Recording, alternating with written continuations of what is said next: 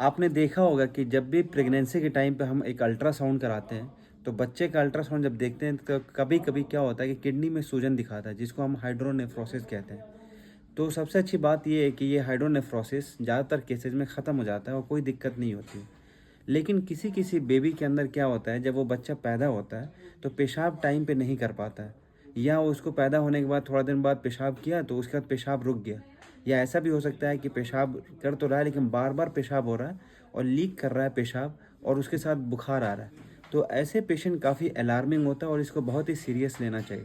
क्योंकि छोटे बच्चों में देखा जाता है कि जो सबसे कॉमन रीज़न है पेशाब की वजह से, जो सबसे ज़्यादा कॉमन रीज़न है अगर किडनी ख़राब होने का, तो उसके एक जो पेशाब की नली है उसके अंदर एक वॉल रह जाता है।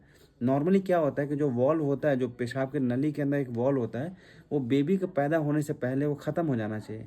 किसी-किसी के अंदर ये वॉल्व रह जाता है, जिसकी वजह से क्या होता है कि जो भी पेशाब ऊपर से बन रहा है, किडनी से बन रहा है, वो पेशाब के थैले में आ रहा है, लेकिन वो आगे नहीं जा पाएगा क्योंकि वॉल्व बना हुआ है। तो अब क्या करेगा कि सारा जो पेशाब होता है वो पेशाब के थैले में इकट्ठा हो जाता है, क्योंकि आगे जा नहीं रहा है, और धीरे-धीरे ये ऊपर चला जाता है, किडनी के अंदर चला जाता है, और जिसकी वजह से पूरी किडनी खराब हो जाता है। तो अगर आपको लगता है कि आपका पेशाब का थैला बिल्कुल ख़राब हो रखा है, बिल्कुल बहुत ज़्यादा चौड़ा हो रखा है, तो आप उसको तुरंत इलाज कराना चाहिए।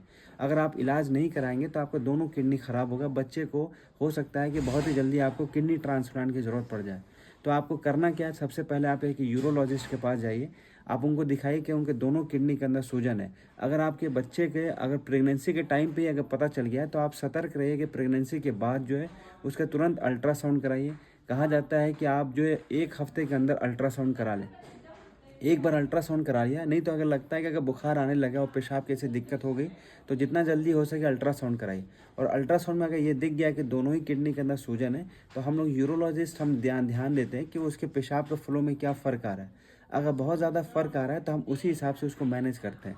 क्या होता है कि अगर आप कहीं किसी और के पास जाते हैं और पेशाब की नली हम लोग डालते हैं, तो पेशाब की नली डालते ही बहुत सारा यूरिन बाहर निकलता है। तो बच्चे के अंदर एक दूसरी बीमारी होती है, जिसकी वजह से बहुत सारा यूरिन एक बार में निकल जाता है, तो इलेक्ट्रोलाइट उसका ख़राब हो जाता है, जिसकी वजह से बच्चा और सिक हो जाता है।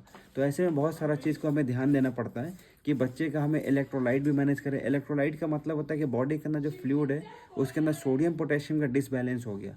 तो ये सारी चीज़ को हमें ध्यान देना पड़ता है। और उसके बाद एक बार फोलिज, अगर कई बार ऐसा होता है कि फोलिज अंदर चला गया, कोई पाइप चला गया अंदर, कई बार ऐसा होता है कि वो भी नहीं जा पाता है।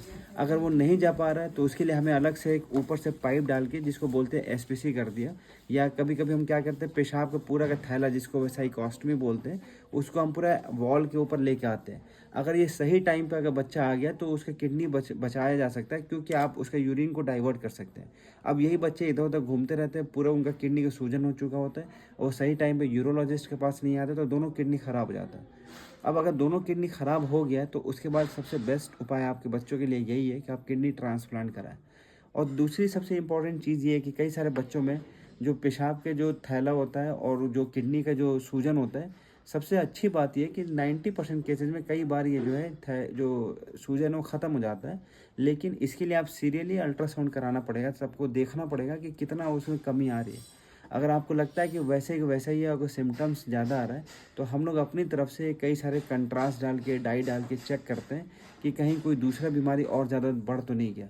अगर कोई और बीमारी बढ़ जाता है, तो हम लोग पहले तो एंटीबायोटिक पे रखते हैं। अगर लगता है कि एंटीबायोटिक से सही नहीं हो रहा है, तो हम लोग ऑपरेशन बताते हैं। ऑपरेशन में भी बहुत सारे ऑपरेशन है छोटे बच्चों के लिए, जो कि काफ़ी यूज़फुल होता है। हम ये सारे ऑपरेशन इसलिए कर रहे होते हैं ताकि वो उसके किडनी को बचाया जा सके। वो बचाने के लिए ज़रूरी है कि आप टाइम पे आएँ। और ध्यान रखें, इस पूरे वीडियो का सारांश यही है कि अगर बचपन में अगर आपको पता चल गया, प्रेगनेंसी में ही पता चल गया, दोनों बच्चे के अंदर सूजन है किडनी में, बच्चा पैदा होते ही पेशाब नहीं कर पा रहा है, तो आप इसको हल्के में नहीं लेंगे। अगर आपको लगता है बच्चे का बार-बार बुखार आ रहा है और बच्चे के फ्लो में दिक्कत आ रही है, बच्चे का बार-बार बेड वेटिंग हो रहा है, तो उसको सीरियस लें, क्योंकि ऐसे बीमारी बहुत ही ज़्यादा देखा गया है कि बच्चों में किडनी ख़राब कर दे रहा है। और अच्छी बात ये भी कि ऐसी बीमारी सही भी हो जाता है अगर सही टाइम पे आ गए तो।